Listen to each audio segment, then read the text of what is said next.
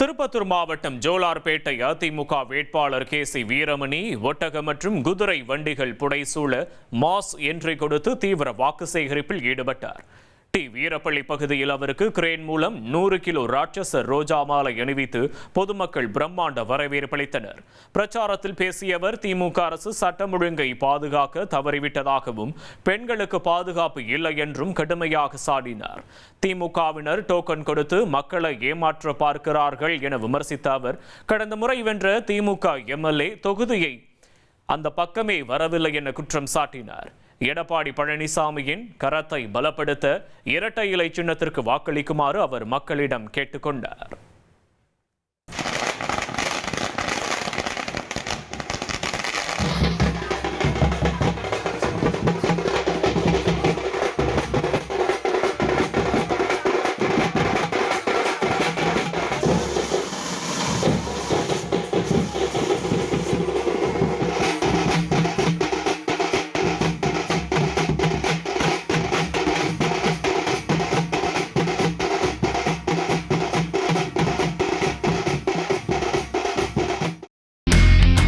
இனி செல்லும் இடமெல்லாம் செய்தி.